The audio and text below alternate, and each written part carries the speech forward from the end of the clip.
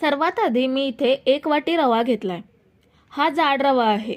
आपल्याला ह्या रेसिपीमध्ये बारीक रवा वापरायचा आहे। जर तुमच्याकडे बारीक रवा असेल तर तो तुम्ही डायरेक्ट वापरू शकता।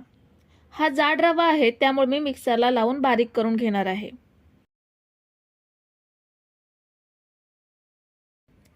हा बघा, मी असा रवा छान बारीक करून घेतलाय।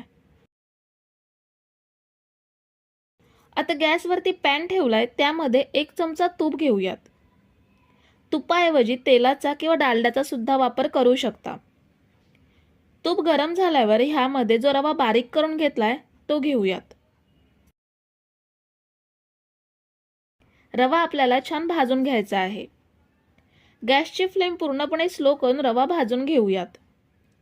जसा शिऱ्यासाठी किंवा खिरीसाठी हलका लाल रंग येईपर्यंत भाजून घेतो, अगदी तसाच आपल्याला ह्यासाठी सुद्धा रवा भाजून घ्यायचा आहे। गॅसची फ्लेम अजिबात वाढवायची नाहीये, कारण मोठ्या गॅसवरती रवा लवकर रंग बदलेल पण चांगला भाजला जाणार नाही। म्हणून गॅसची फ्लेम स्लोच ठेवून आपल्याला रवा छान भाजून घ्यायचा आहे। रवा बारीक करून घेतल्यामुळे भाजायला जास्त वेळ लागत नाही। तर साधारण 5 ते 6 मिनिटातच रव्याला हलका बदामी रंग आलाय। आता ह्यामध्ये ज्या वाटीने रवा घेतलाय त्याच वाटीने 2 वाटी दूध घेऊयात। सगळ्यात आधी मी 1 वाटी घेते। 1 वाटी दुधामध्ये रवा भिजून कडक होतो। रवा आपल्याला मऊसर शिजवायचा आहे, म्हणून 1 वाटी दूध रव्यामध्ये भिजवून दुसरी वाटी भरून दूध घ्यायचं। आता पुन्हा रवा दुधामध्ये मिक्स करून घ्यायचा आहे। घट्ट झाला असला तरीही दुधामध्ये रवा पुन्हा मोकळा होतो। आता रव्याने दूध पूर्णपणे शोषून घेतलंय। आता मिश्रण पॅनपासून वेगळं होऊन गोळा होते, तर आता गॅस बंद करूयात। दुधात शिजवलेला रवा एका भांड्यात काढून घेऊयात आणि ह्यावर झाकण ठेवून 10 मिनिटे असंच ठेवायचं, म्हणजे रवा वाफेने अजून मऊ होतो आणि थंड सुद्धा होतो। रवा थंड होईपर्यंत आपण साखरेचं पाणी तयार करून घेऊयात। ज्या वाटीने रवा आणि दूध घेतलंय त्याच वाटीने 2 वाटी साखर घ्यायची आणि 2 वाटी पाणी घ्यायचं। साखर छान विरघळवून घेऊयात। मीडियम गॅसवरती साखर छान विरघळली आहे। आता साखर वितळल्यावरती अजून 5 मिनिटे आपण साखरेचं पाणी उकळून घेणार आहोत, म्हणजे साखरेचं पाणी अजून थोडं घट्ट होतं। जसं आपण गुलाबजामसाठी साखरेचं पाणी बनवून घेतो, अगदी सेम तसंच आपल्याला इथे साखरेचं दाटसर पाणी बनवून घ्यायचं आहे। 5 मिनिटांनी साखरेचं पाणी दाटसर करून घेतल्यावर ह्यामध्ये पाव चमचा वेलची पावडर घेऊयात आणि 1 चमचा लिंबाचा रस घेऊयात। पुन्हा एकदा छान ढवळून घ्यायचा आहे। आता गॅस बंद करून हा पाक साईडला ठेवूयात।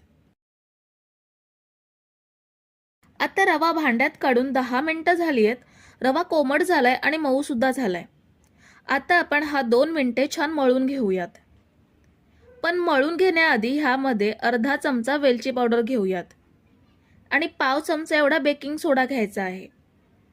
बरोबर पाव चमचा, म्हणजे एकदम चिमूटभर सोडा घ्यायचा, जास्त घ्यायचा नाहीये, नाहीतर आपण जो पदार्थ बनवणार आहोत त्याला तळताना भेगा पडू शकतात। आता हे छान मळून घेऊयात। जर तुम्हाला रवा खूपच कोरडा वाटत असेल तर 2 चमचे दूध घेऊन मळू शकता, पण मला इथे दुधाची आवश्यकता वाटत नाहीये। रवा चांगला मऊ झालाय त्यामुळे छान मळला जातोय।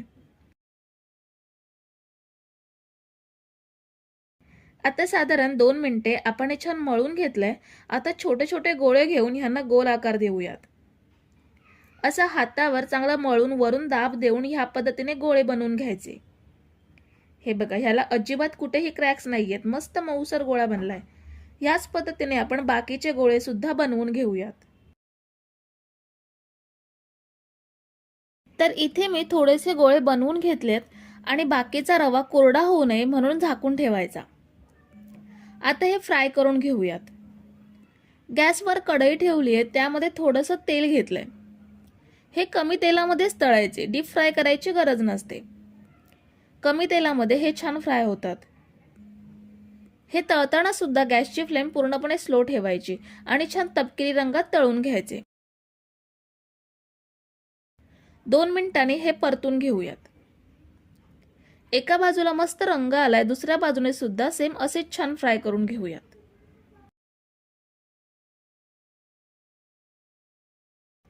ते साधारण 5 ते 6 मिनिटे परतून परतून मस्त फ्राय करून घेतलेत.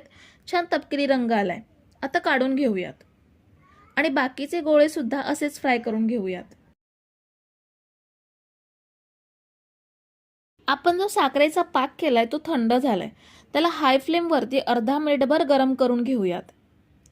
तळलेले गोळे पाकात टाकताना पाक कोमट असणं गरजेचं आहे. त्यामुळे पाक लवकर मुरला जातो. अर्धा मिनिटानंतर गॅस बंद करूयात आणि हे तळून घेतलेले रव्याचे गोळे पाकात सोडूयात. तळून घेतल्यावर लगेच पाकात सोडायचे म्हणजे पाक लवकर मुरतो. गॅस बंदच ठेवायचा आणि झाकण लावून अर्धा तास हे असंच ठेवूयात म्हणजे पाक चांगला ह्यामध्ये मुरेल. जर तुम्ही इथेपर्यंत रेसिपी बघताय तर व्हिडिओला एक लाईक जरूर करा. तर अर्ध्या तासात पाक छान मुरला. आपण सर्विंग बाउलमध्ये हे काढून घेऊयात. खूप छान जसे गुलाबजाम पाकात मुरलेले असतात अगदी तसेच हे छान मऊसूत आणि रसरशीत झालेत. तर मित्रमैत्रिणींनो, ही बंगालची प्रसिद्ध मिठाई रसभरा आहे. ही बघा खूप छान मऊ लुसलुशीत झाली आहे.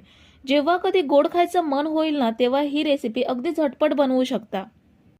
तर मंडळी, रेसिपी कशी वाटली हे कमेंट करून नक्की सांगा आणि रेसिपी आवडली असेल तर पटकन लाईक करा आणि तुमच्या मित्रमैत्रिणी तसेच फॅमिलीसोबत सुद्धा रेसिपी शेअर करू शकता.